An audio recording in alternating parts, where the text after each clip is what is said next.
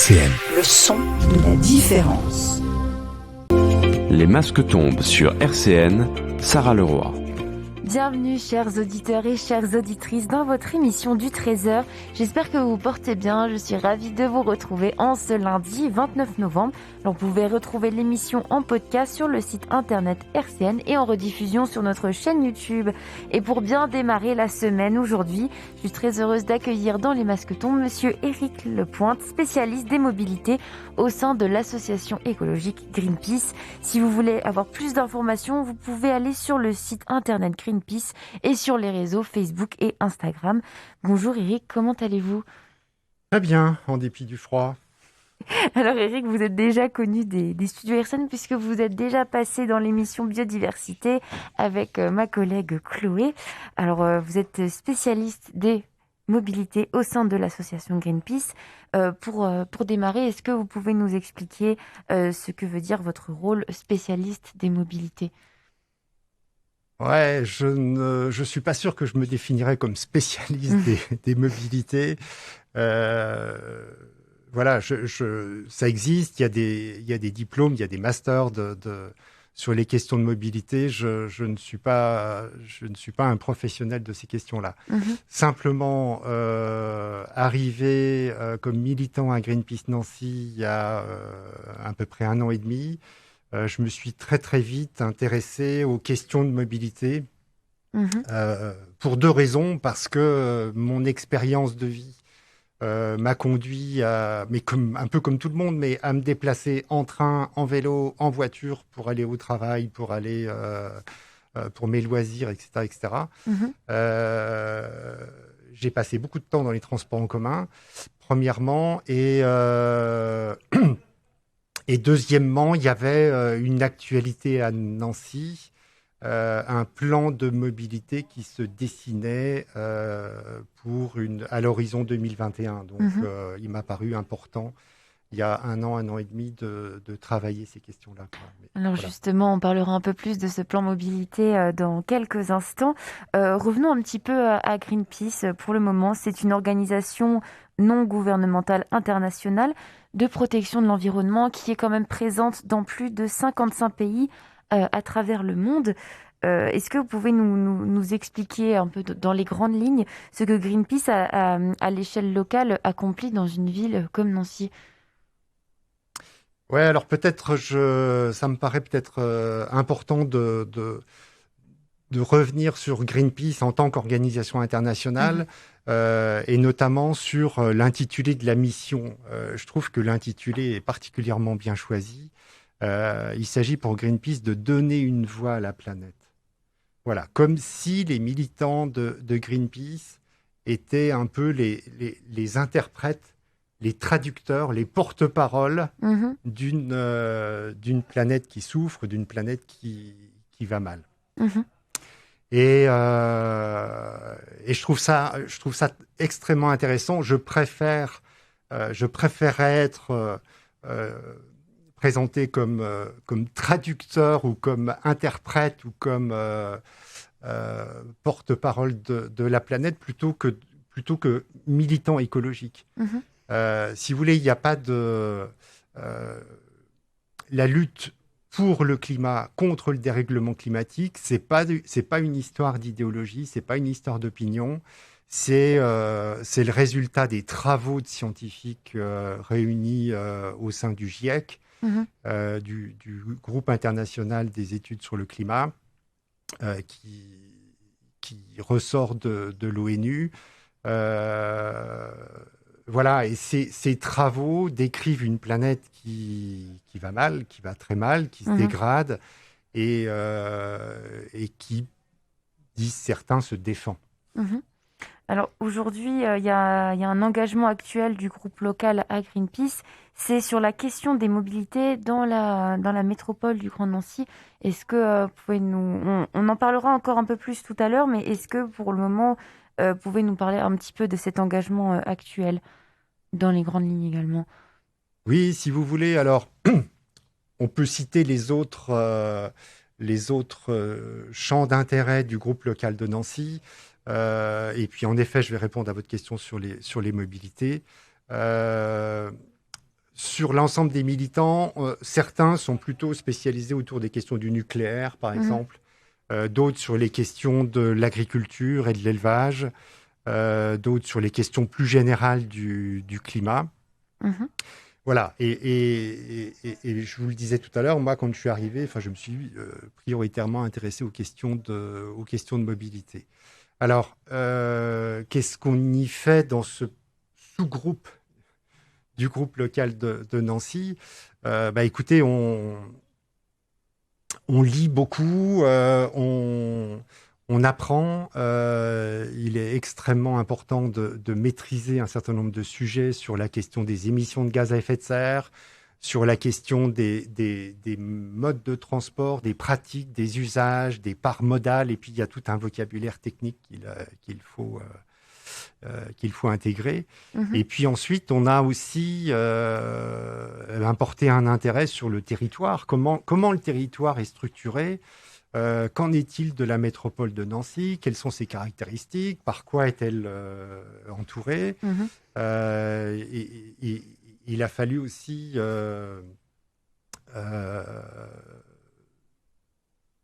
regarder d'un peu plus près ce qu'envisageait de mettre en place la nouvelle majorité métropolitaine. Et là, je crois qu'il faut lui rendre hommage. À partir entre le mois de mars et le mois de septembre, voire même tout début octobre, nous avons été associés avec un certain nombre d'autres associations. Nous avons été associés à tout un cycle de concertation, de réunions, d'ateliers autour des questions de mobilité. Voilà, donc on pourra préciser davantage ce qui a été travaillé. Mais effectivement, entre mars et octobre, on a participé à entre 10 et 15 réunions avec la métropole. Alors, vous parlez d'associations qui étaient à vos côtés pour cette question de mobilité. Est-ce que vous pouvez nous dire quelles associations étaient avec vous également? Alors, si vous voulez, il y a une grande diversité. Il y a les associations qui sont dans le champ de l'environnement. On peut citer Eden, on peut citer... Voilà, j'ai Eden en tête là pour l'instant, mais il y a aussi d'autres associations qui sont plus sur le registre des solidarités, comme Attac, comme Dynamo, qui est l'interface entre l'environnement et les solidarités, mais aussi Flore 54, Le Bien Commun, etc. etc. Alors, voilà. Mais on peut aussi citer, il y avait d'autres associations aussi, ou d'autres organisations.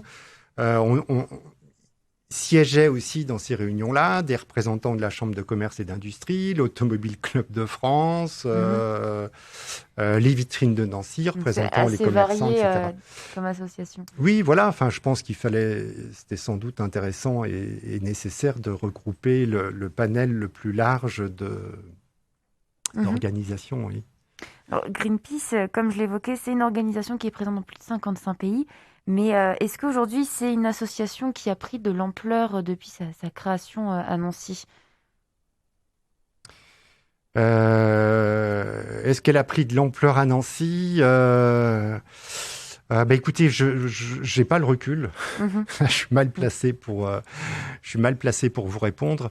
Ce que je peux simplement souligner et qui n'a rien d'original, c'est que les confinements 1, 2, 3, 4 ont quand même particulièrement perturbé la vie des associations, l'engagement des uns et des autres. Mais voilà, on s'est débrouillé, on a fait comme tout le monde, on a travaillé chez nous, on a fait des visioconférences, voilà. Il y a combien de membres maintenant environ au sein de Greenpeace? Une trentaine de militants au groupe local de Nancy, majoritairement, et là aussi il ne faut pas s'en étonner, majoritairement composés d'étudiants. Nancy est une ville étudiante, un habitant sur 5 est étudiant. Donc ce qui est extrêmement intéressant parce qu'il y a une vitalité, il y a une fougue, il y a un dynamisme, et puis il y a une pratique aiguë et des réseaux sociaux, des technologies de la communication. En même temps, peut-être le problème, c'est qu'il y a un turnover important. puisque voilà, un étudiant, il fait une licence à Nancy, un master à Marseille ou un Erasmus à Barcelone, et voilà. Donc ça bouge sans cesse, ça se renouvelle assez souvent à Greenpeace. Voilà, on peut dire aussi que c'est très vivant. Et justement, pour les auditeurs RCN qui nous écoutent, même des étudiants qui souhaiteraient rejoindre cette association, comment fait-on ? Alors écoutez, pour ceux qui sont adeptes de Facebook, il y a évidemment une page Facebook du groupe local de Nancy. Pour ceux qui sont plutôt adeptes du mail, par exemple, on a une adresse mail, je peux vous la donner, donc c'est GL, ça renvoie à groupe local, donc gl.nancy@greenpeace.fr. Merci, je suis toujours en compagnie de Éric Lepointe qui fait bouger les choses au niveau local à Nancy, dans l'environnement et face au changement climatique au sein de l'association Greenpeace. Restez avec nous sur RCN et on écoute maintenant Natural Blues de Moby. Éric Lepointe est l'invité des Masques tombent ce lundi 29 novembre.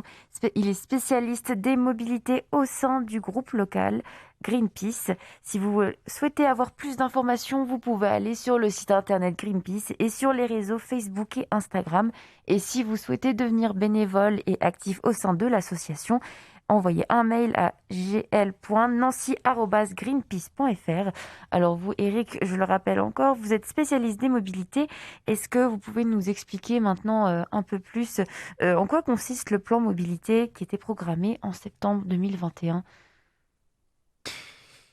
Oui, alors ce que la métropole du Grand Nancy a mis au travail au sein de ses équipes, avec ses élus et puis les associations dont j'ai parlé tout à l'heure, c'est en effet un nouvel élan des mobilités à Nancy.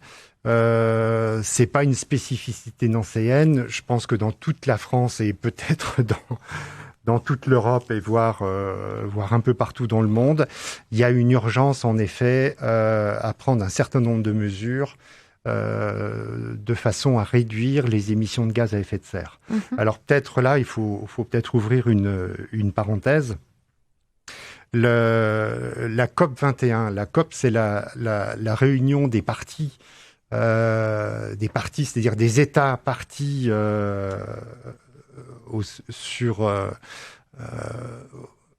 sur la planète, se sont réunis en 2021 et ont fini par trouver un accord de réduction des émissions de gaz à effet de serre à hauteur de 40% à l'horizon 2030 et une neutralité carbone en 2050. Alors, qu'est-ce que ça veut dire neutralité carbone ? Ça veut dire que il s'agirait de ne pas produire d'émissions de gaz à effet de serre au-delà de ce que la nature peut absorber. Les arbres absorbent du gaz carbonique, les océans aussi. Mais si on produit du gaz carbonique à des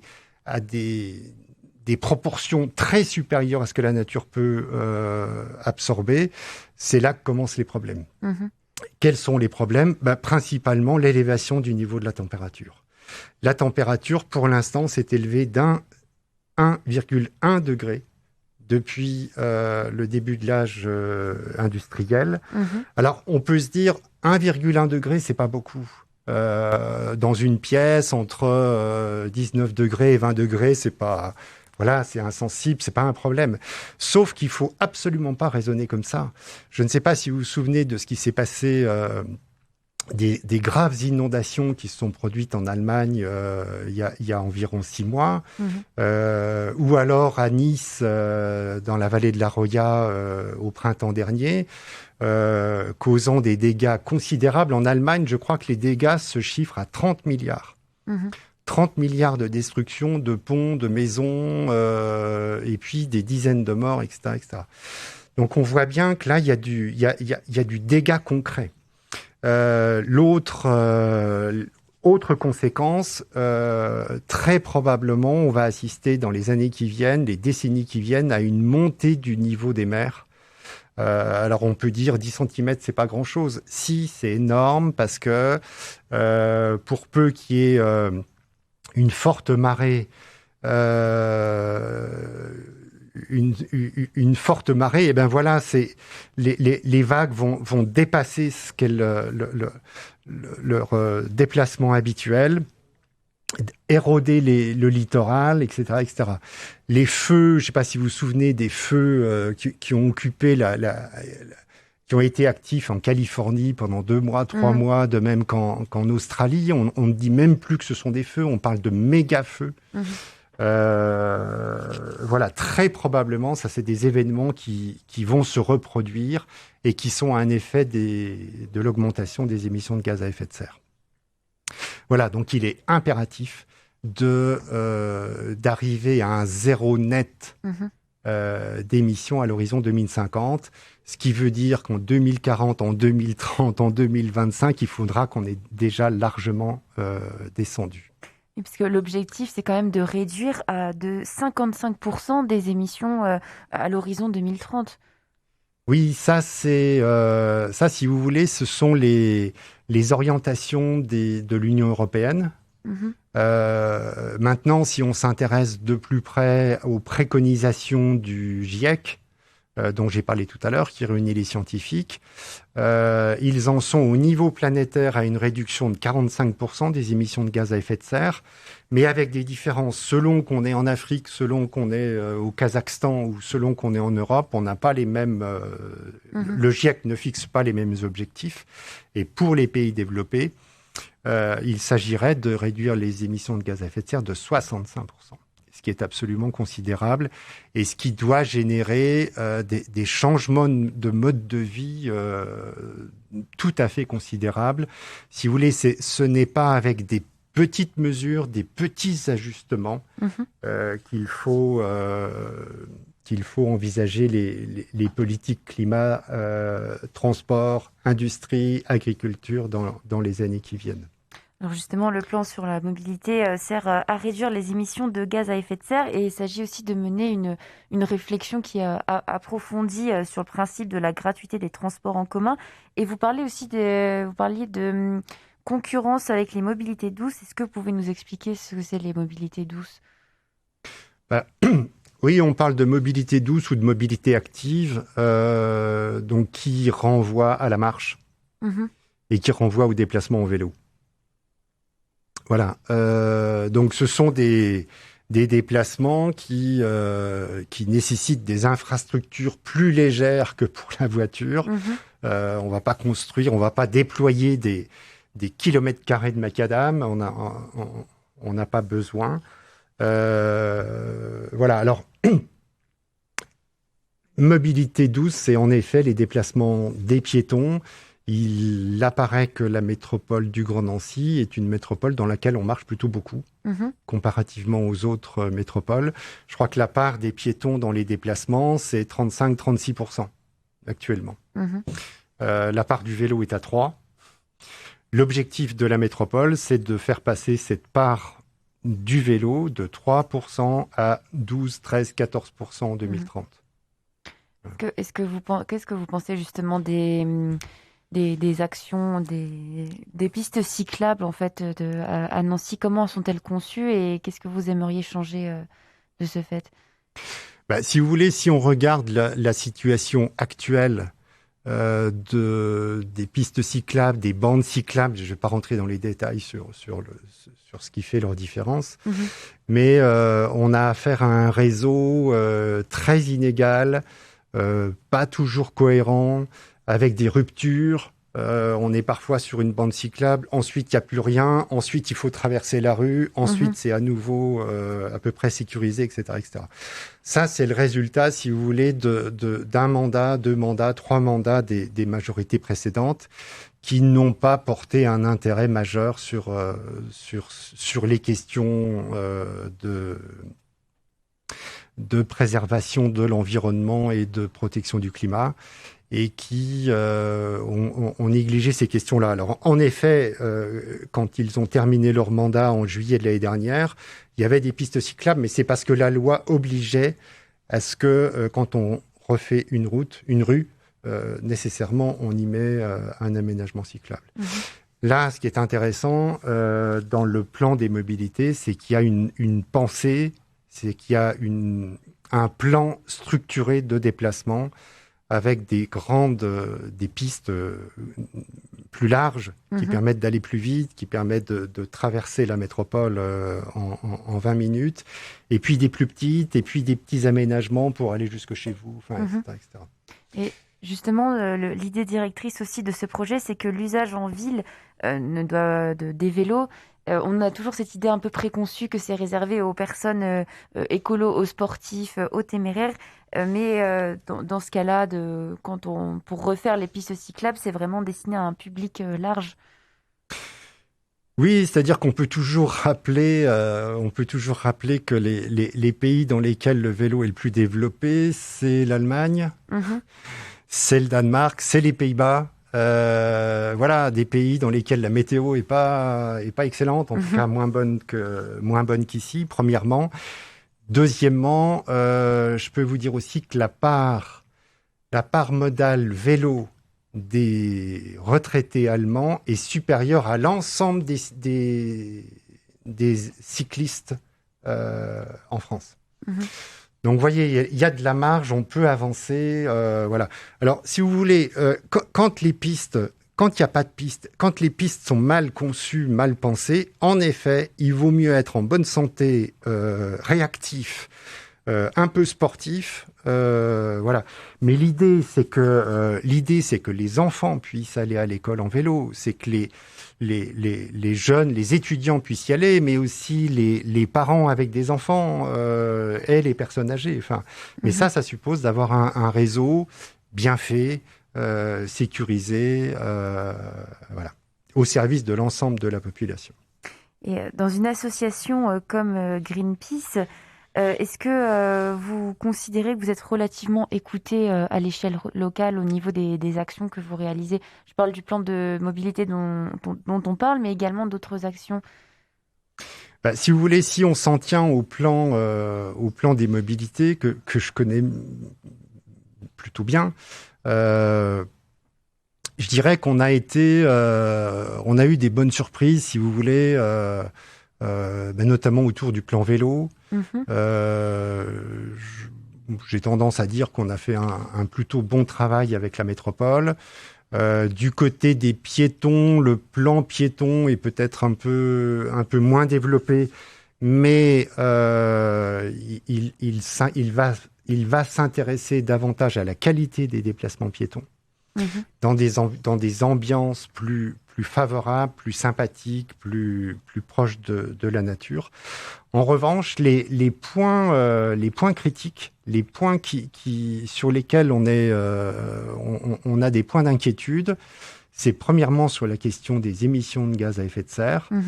Nous aurions souhaité que la réduction des émissions de gaz à effet de serre soit la boussole du plan. Si vous voulez que ça vienne, que l'objectif de réduction des émissions de gaz à effet de serre vienne en tête des objectifs de la métropole. Voilà. Et que cette métropole mette en place un dispositif d'évaluation. C'est-à-dire qu'il importe de savoir combien la métropole génère comme émissions de gaz à effet de serre en matière de transport, où on en est, où on doit en être en 2050, c'est-à-dire 0, à combien on doit en être en 2030, et puis de façon à ce qu'on puisse mesurer en permanence pour voir où on en est sur le chemin de réduction. Ça, c'est pas fait. J'ai cru comprendre quand même que des choses avaient bougé. Pour avoir entendu Mathieu Klein récemment, j'ai eu l'impression que en introduction du débat, si vous voulez, de jeudi dernier sur la délibération des mobilités, il a tenu un propos sur l'attention qu'il s'agissait de porter là bientôt dans les mois qui viennent à Nancy sur ces objectifs chiffrés. Et puis peut-être le deuxième point critique, c'est que quand on raisonne sur un plan mobilité, il faut raisonner sur ce qu'on appelle le bassin de vie. En fait, le bassin de vie, c'est le territoire au sein duquel se passe la très grande majorité des déplacements. Et en fait, si vous voulez, la métropole n'est pas un bassin de vie. En revanche, si on prend les 420 communes qui entourent Nancy avec Nancy, si vous voulez, quand on va au-delà de Lunéville, Pont-à-Mousson, Toul, avec tous les villages qu'il y a partout, là, on a un bassin de vie dans lequel 94% des déplacements ont lieu. Voilà, pour se rendre au travail, pour aller faire des études, pour les loisirs, pour se soigner. Et donc, de notre point de vue, il aurait fallu que le plan des mobilités soit réfléchi au sein de ce territoire qui correspond à ce qu'on appelle la multipôle Sud-Lorraine. Merci beaucoup Éric Lepointe. Je rappelle que vous êtes spécialiste des mobilités au sein de l'association Greenpeace. Je remercie également Jean-Luc à la technique. Prenez soin de vous et on se retrouve demain à 13h avec Arnaud et Élise de la Cantoche à Nancy. Soyez au rendez-vous et belle journée sur RCN. RCN, www.rcn-radio.org